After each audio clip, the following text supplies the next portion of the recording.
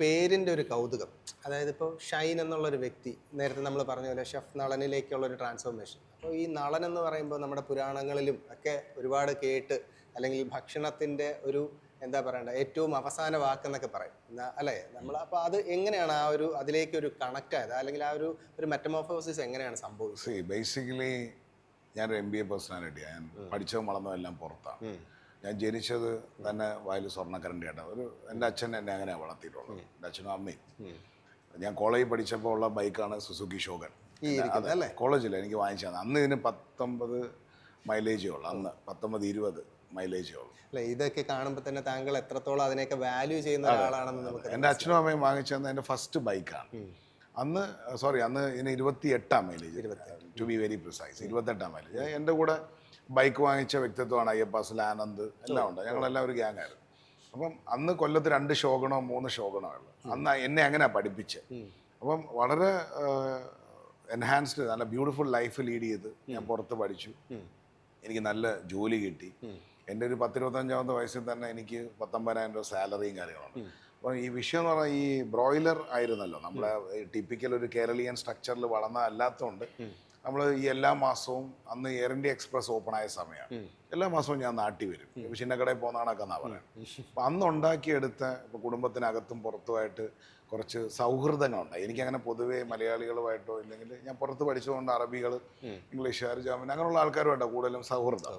എനിക്കങ്ങനെ ടിപ്പിക്കൽ മലയാളികളുമായിട്ടുള്ള സൗഹൃദം കുറവാണ്. പിന്നെ NRI മലയാളികളുണ്ട്. അവർ പാവപ്പെട്ടവന്മാർ അവിടെ വന്ന് ഒരു ബെഡിൽ കിടന്ന് പഠിച്ച് വളർന്ന് വന്നവരാണ്. അപ്പോൾ അവർക്ക് നമ്മളെ വേദനകൾ കൂടുതൽ കണക്ട് ചെയ്യാൻ അറിയാൻ പറ്റും. പക്ഷേ നാട്ടിൽ വരുന്നവർ നോക്കുന്നത് നമ്മളിൽ ക്രിസ്മസ് പപ്പ് വരുന്നതാണ്, എങ്ങനെ നമ്മളെ മാക്സിമം എക്സ്പ്ലോയിറ്റ് ചെയ്യണം എന്നുള്ളത്. അപ്പോൾ നമ്മൾ വരുന്നു, മദ്യപാനം, ഫുഡ് ഇതെല്ലാം കൊടുക്കും. കഴിയുമ്പോഴത്തേക്ക് ഇവർ ഒരു 8-8 6 കാണും, ഒരു ഗ്യാങ് പോലെ നിൽക്കുന്നത്. അപ്പോൾ ഇവരിൽ നിന്നും ഇവരുടെ അച്ഛനും അമ്മയും നോക്കാൻ നേരത്ത്, ഇപ്പോൾ എൻ്റെ തന്നെ ബന്ധത്തിലുള്ള ഇതാണെങ്കിൽ പോലും ഞാൻ വലിയ നിലയിൽ ബാക്കിയുള്ളവരാരും എത്തുന്നില്ല. അപ്പം എൻ്റെ അടുത്ത് വന്നിട്ട് നീ ഇവനെ കൂടെ കൊണ്ടുപോകണേ, ഇവനെ കൂടെ കൊണ്ടുപോകണം. ഞാൻ ലൈഫിൽ ചെയ്ത ഏറ്റവും വലിയൊരു അബദ്ധം എൻ്റെ അച്ഛൻ്റെ വാക്ക് കേട്ടില്ല എന്നുള്ളതാണ്. എൻ്റെ അച്ഛൻ പറഞ്ഞായിരുന്നു നീ അത് ചെയ്യരുതെന്ന് പറഞ്ഞായിരുന്നു. പക്ഷെ ഞാൻ ഇവരെല്ലാം കൊണ്ടുപോയി, അത് തന്നെ എനിക്ക് കുരിശായി മാറുകയും ലാസ്റ്റിൽ വളരെ വലിയ ദുരന്തത്തിലേക്ക് ഞാൻ ചെന്ന് അവസാനിക്കുകയും എല്ലാവരും കൂടെ ചേർന്ന് എന്നെ പിടിച്ച് പറിച്ച് തട്ടിപ്പറിച്ച് എനിക്ക് സ്വന്തമായിട്ട് വീട് പോലും ഇല്ല, ഇന്നുമായിട്ടില്ല. ശരി, മനസ്സിലായില്ല. എൻ്റെ വീടെല്ലാം നഷ്ടപ്പെട്ടു, എൻ്റെ എല്ലാം നഷ്ടപ്പെട്ട് നടു റോഡിൽ വന്ന് നിന്നൊരു വ്യക്തിത്വം ഞാൻ. അതിനകത്തെല്ലാം ബലിയാടായതെന്ന് പറയുന്നത് എൻ്റെ വൈഫാണ്. എൻ്റെ വൈഫ് ബേസിക്കലി ഇപ്പോൾ PhD ചെയ്തുകൊണ്ടിരിക്കുകയാണ്. അപ്പോൾ പുള്ളിക്കാരിയെ പോലും ഇതിനകത്ത് വലിച്ചഴച്ച്, പുള്ളിക്കാരി ഒരുപാട് മെൻ്റൽ ട്രോമ അനുഭവിക്കേണ്ടി വന്നു. ഇതിനെല്ലാം ഒരു പ്രായശ്ചിത്തം എന്ന രീതിയിൽ ഞാൻ നാട്ടിൽ വരുന്നു, എല്ലാം നശിച്ച് നാട്ടിൽ വന്നു. ഒരു 6,000 രൂപയ്ക്ക് ഒരു ചെറിയ വീട് വാടകയ്ക്ക് എടുത്ത് അവിടെ ഈ ബൈക്ക് അടിച്ച് സ്റ്റാർട്ട് ചെയ്ത് BMW X5 X6 നിന്നുമാണ് വീണ്ടും ഷോഗണിലേക്ക് വരുന്നത്. ഈ ബൈക്കിലാണ് മോനെ സ്കൂളിൽ കൊണ്ടാക്കുന്നത്. മനസ്സിലായില്ലേ? വൈഫ് വീണ്ടും അടുത്തൊരു സ്കൂളിൽ 2.5 ലക്ഷം രൂപയ്ക്ക് ശമ്പളം വാങ്ങിച്ചുകൊണ്ട് എൻ്റെ വൈഫ് ഒരു 18,000 രൂപയ്ക്ക് ജോലിക്ക് പോയി. ആ ശമ്പളം വാങ്ങിച്ച് വാടക കൊടുക്കുകയും അവിടെ ഇരുന്ന സമയത്ത് ഒരു സോഷ്യൽ ചാനലിനകത്ത് എന്നെ പറ്റിയൊരു വാർത്തയല്ല, അതെന്ന് പറഞ്ഞൊരു പ്രൈവറ്റ് പ്രോഗ്രാമാണ്. മനസ്സിലായില്ലേ? ഈ ഫോർ എക്സാമ്പിൾ ഈ ചില പ്രോഗ്രാംസ് വരുമല്ലോ, വിശ്വസിച്ചാലും ഇല്ലെങ്കിലും എന്നൊക്കെ പറഞ്ഞാൽ പെയ്ഡ് പ്രോഗ്രാം പോലെ. ഈ പെയ്ഡ് പ്രോഗ്രാമിനകത്ത് ബേസിക്കലി ഞാനൊരു ചായ പോലും വാങ്ങിച്ചു കുടിക്കാത്ത വ്യക്തിത്വം നിന്ന് പറയുകയാണ് ഞാൻ അയാൾക്ക് ലക്ഷക്കണക്കിന് രൂപ കൊടുക്കാനുണ്ടെന്ന്. ഞാൻ അയാളെ ഒരു ചായ പോലും വാങ്ങിച്ചു കുടിച്ചിട്ടില്ലായിരുന്നു. വിഷയം എന്ന് പറഞ്ഞാൽ പൊട്ടനെ ചെട്ടി പറ്റിച്ചാൽ ചെട്ടി ദൈവം പറ്റിക്കും. അത് ഇന്നല്ലെങ്കിൽ നാളെ സംഭവിക്കും, നമുക്ക് വെയിറ്റ് ആൻഡ് വാച്ചാ. അപ്പോൾ ഇദ്ദേഹം നിന്ന് ഇന്റർവ്യൂ കൊടുക്കുകയും ഇത് ഏതോ ഒരുത്തൻ ഡൗൺലോഡ് ചെയ്ത് യൂട്യൂബിനകത്ത് ഇട്ടിട്ട് ഈ ലിങ്ക് മൊത്തം കൊല്ലത്ത് അങ്ങ് ഷെയർ ചെയ്തു. അപ്പോൾ കൊല്ലത്ത് വന്നിരിക്കുന്ന ഞാൻ കോടിക്കണക്കിന് രൂപ തട്ടിക്കൊണ്ട് വന്നെന്ന് പറഞ്ഞാണ് കേസ്. ഞാൻ കൊല്ലത്ത് തന്നെ ഉണ്ടായിരുന്നു ബ്രദർ, കഴിഞ്ഞ ഒരു വർഷം മുമ്പ് വരെ. ഞാൻ 2015 വന്നിട്ട് 2022 വരെ ഞാൻ കൊല്ലത്തുണ്ടായിരുന്നു. എന്നെ ആരും തട്ടിപ്പറിക്കാനോ പിടിച്ചു പറിക്കാനോ ഒന്നും വന്നില്ല. ഞാൻ അവിടെ നിന്ന് എൻ്റെ സ്ക്രിപ്റ്റ് വെച്ചിട്ട് ഞാൻ എല്ലാം ക്ലിയർ ചെയ്ത്. അപ്പോൾ എൻ്റെ വൈഫിനാണെങ്കിലും ശരി ഭയങ്കര മെൻ്റൽ ട്രോമയായി. കാരണം ഞാൻ കോടിക്കണക്കിനുമായിട്ട് എന്ത് ചെയ്താലും ഷൈൻ എന്നടിക്കുമ്പോൾ ഇതാ വരുന്നത്. അന്നത്തെ മുഖ്യധാര മാധ്യമമാണ്. അപ്പം അന്ന് ഷൈൻ എന്ന് പറയുമ്പോഴത്തേക്ക് ഗൾഫിൽ നിന്നും കോടിക്കണക്കിന് രൂപയായിട്ട് വന്നു എൻ്റെ വൈഫിനോട് ചേർത്തുള്ള ഫോട്ടോ കാണിക്കുക. പക്ഷെ വാസ്തവത്തിൽ താങ്കൾ വളരെ ഡ്രെയിൻഡ് ആയിട്ടാണ് ഇവിടെ എത്തിയത്. ദുരന്തം. അത് താങ്കൾക്ക് ഇപ്പം ഫോർ എക്സാമ്പിൾ എനിക്ക് ഒരു കാർ ലോൺ തന്നത് മരിച്ചുപോയ പ്രതാപൻ സാറാ bank of India second hand car എടുക്കാൻ പൈസ തന്നതാണ്. അപ്പോൾ ഇതെല്ലാത്തിനും തെളിവുകളുണ്ട്. കൊല്ലത്തെ ബാങ്കുകളിലായാലും കൊല്ലത്തെ ഇൻസ്റ്റിറ്റ്യൂട്ട് അന്വേഷിച്ചറിഞ്ഞറിയാം ഞാൻ വായ്പ എടുത്താണ് ഞാൻ ഇവിടം വരെ എത്തിയത്. അവർക്ക് പണ്ടുള്ള എൻ്റെ ബന്ധത്തിൻ്റെ പുറത്ത് അവരെനിക്ക് വായ്പ തന്നാണ്. ഇന്നും ഞാൻ കാശ് കൊടുത്ത് തീർക്കാൻ ആൾക്കാരുണ്ട്. തീർന്നില്ല, ഇനി ജെനുവിനായിട്ടുള്ളവർ. കാരണം എൻ്റെ തട്ടിപ്പറിച്ചുകൊണ്ട് പോയവർ പോട്ടെ. അപ്പോൾ ഈ ഷൈൻ എന്ന് പറയുന്ന ഒരു ക്യാരക്ടറിനെ എത്ര കുളിപ്പിച്ചിട്ടും ഈ കോടിക്കണക്കിന് രൂപ തട്ടിക്കൊണ്ടുപോയി. അങ്ങനെ ഒരു ദിവസം എൻ്റെ വൈഫ് വീട്ടിൽ വന്നിരുന്ന് കരയാണ്. കരയുന്ന എൻ്റെ വൈഫ് ഈ വീഡിയോ വെച്ചിട്ടാണ് കരയുന്നത്. കാരണം അവളുടെ സോഷ്യൽ അറിയാലോ, പെണ്ണുങ്ങളുടെ ക്യാരക്ടർ അറിയാലോ, നമ്മളെ തൊഴിലിടങ്ങളിൽ ഇത് സ്പ്രെഡ് ചെയ്തുകൊണ്ടിരിക്കുക. അപ്പം ഞാൻ ആകെ പ്രയാസപ്പെട്ടു. അങ്ങനെയാണ് ഞാൻ ആദ്യമായിട്ട് എന്നെ ഇന്ത്യൻ എക്സ്പ്രസ് ഫ്രണ്ട് പേജിൽ എക്സ്പെർട്ട് ചെയ്യാൻ സിംപ്ലിഫൈ ഞാൻ ഒരു ലോ ഫോം സ്റ്റാർട്ട് ചെയ്യാൻ എൻ്റെ ഒരു ഏറ്റവും അടുത്ത സഹോദര തുല്യനായ സുഹൃത്തുമായിട്ട് ചേർന്നു.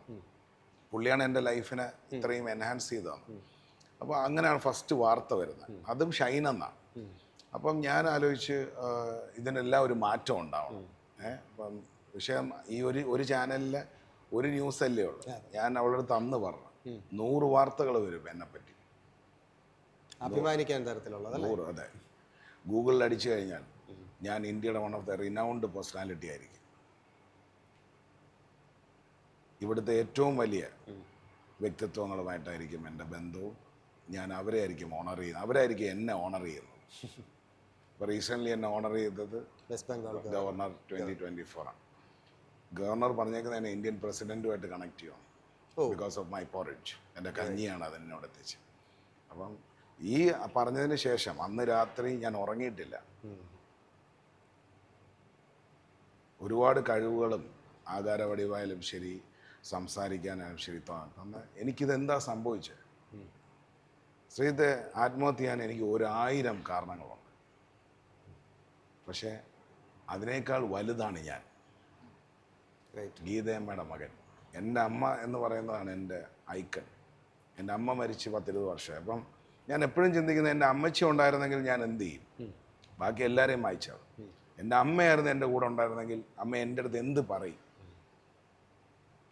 എൻ്റെ അമ്മയുടെ കൂടെ പോലും ഞാൻ വളരെ കുറച്ച് വർഷങ്ങളെ ജീവിച്ചിട്ടുള്ളൂ. പക്ഷെ ആ കുറച്ച് വർഷങ്ങളിൽ നിന്ന് പിക്ക് ചെയ്തിട്ടാണ് ഞാൻ പറയുന്നത്. അപ്പം അങ്ങനെയാണ് ഗീതാ സോൾ കിച്ചൺ ഉണ്ടാവുന്നത്. എൻ്റെ ഇന്നത്തെയും എൻ്റെ വിഭവങ്ങളുടെ ഇൻഗ്രീഡിയൻസ് ഗീതാ സോൾ കിച്ചണാണ്. ഇതെല്ലാം കണക്റ്റഡാണ്. ഞാൻ പറഞ്ഞത് മനസ്സിലായി. ഷൈൻ എന്നുള്ള പേരുമാറ്റത്തിനെ പറ്റി ചിന്തിച്ച് പല പേരുകളും പലരും സജസ്റ്റ് ചെയ്തു. എൻ്റെ ഏറ്റവും അടുത്ത സുഹൃത്തും എൻ്റെ ഏറ്റവും അടുത്ത സഹോദരനും എന്ന് പറയാം, ഒരു പ്രശസ്തമായ ടെലിവിഷൻ ചാനലിലൂടെയാണ് എന്നെ നളൻ എന്ന് വിളിക്കുന്നത്. ഈ പേരിനെ പറ്റി സജസ്റ്റ് ചെയ്ത് വീട്ടിൽ സംസാരമുണ്ടായപ്പോൾ എൻ്റെ വൈഫും എൻ്റെ മകനും കൊണ്ടിരുന്നാണ് ഈ നളൻ എന്ന പേര്. കാരണം എനിക്കൊരിക്കലും മാറ്റമില്ലാത്തൊരു മനുഷ്യനാണെന്നാണ് പറയുന്നത്. ഇവൻ നന്നാവില്ല എന്നാണ് പറയുന്നത്. താങ്കൾ നളനെ വാങ്ങിച്ചു നോക്കിയാലും താങ്കൾ അവിടുന്ന് വാങ്ങിച്ചാലും ഇവിടുന്ന് വാങ്ങിച്ചാലും എനിക്കൊരു മാറ്റവും ഇല്ല. കറക്റ്റ് അല്ലേ? നളൻ, യെസ്. അത് ഞാൻ അങ്ങനെയാണ് ഈ പേര് എനിക്ക് സോഷ്യൽ മീഡിയ ഒരു അനുഗ്രഹം പോലെ തരുന്നത്. ആ അനുഗ്രഹത്തിൻ്റെ ബേസിസിൽ എനിക്ക് ഇന്നും ഷുവറാണ്. ഞാൻ വളരെ ക്ലിയർ ആയിട്ട് പറയാം, ഞാൻ ചെയ്യുന്ന കാര്യത്തിൽ ഐ എം ദ ബെസ്റ്റ്. നാളെ ശ്രീജിത്ത് കഴിച്ച ഏറ്റവും ബെസ്റ്റ് ഫിഷ് ഫ്രൈ മനസ്സിൽ വിചാരിക്കും. ഞാൻ താങ്കളുടെ അമ്മയോടോ സഹോദരിമാരോടോ മത്സരിക്കില്ല. Because they are with gifted hands. അതൊരു ബ്ലെസ്ഡ് ആണ്. അതല്ലാതെ ഇനി ഇന്ത്യയിലെന്നല്ല കേരളത്തിലെന്നല്ല, ഒരു കേരളീയൻ കള്ളിനറിയുടെ ഇന്നത്തെ ഈ പ്രായത്തിനകത്ത് അൾട്ടിമേറ്റായിട്ട് കുക്ക് ചെയ്യുന്ന ഒരു വ്യക്തിത്വം ഉണ്ടെങ്കിൽ അത് ഞാൻ തന്നെയാണ്. അത് നിങ്ങൾ ആരെ വേണമെങ്കിലും എൻ്റെ അടുത്ത് കൊണ്ടുപോവാ, will cook and will see. അതിന് ഏറ്റവും കൂടുതൽ അക്നോളജ് ചെയ്ത വ്യക്തിത്വം കേരളത്തിൽ നിന്നും KK Nair sir, chef, the executive chef, retired from Taj group, who cooked for Queen Elizabeth and who shook hand. അതായത് ക്വീൻ എലിസബത്തിന് ഫുഡ് ചെയ്ത് കൊടുത്ത് ഷേക്ക് ഹാൻഡ് വാങ്ങിച്ച KK നായർ സാർ എൻ്റെ ഫുഡ് കഴിക്കാൻ വന്നു. ആ സാർ എന്നെ ഇന്നും കാണുന്നത് സാറിൻ്റെ ബെസ്റ്റ് എന്ന രീതിയിലാണ്. എൻ്റെ മെൻറ്ററാണ്, എൻ്റെ ഒരു ബിഗ് ബ്രദറിനെ പോലാണ്. ഈ 16-ാം തീയതിയും എൻ്റെ പ്രോഗ്രാം അറ്റൻഡ് ചെയ്യാൻ വരുന്നുണ്ട്. സാറ് പറഞ്ഞത്, സാറിൻ്റെ അനുഗ്രഹത്തിൽ ആ വാക്കുകളിൽ നിന്നാണ് ഈ നളൻ എന്ന് പറയുന്ന വ്യക്തിത്വത്തിൻ്റെ അടുത്ത ലെവലിലേക്ക് ഞാൻ എന്നെ ഗ്രൂം ചെയ്തു. അതൊരു ചമ്മന്തി അരച്ചാലും ശരി, I will be the best and I am the best.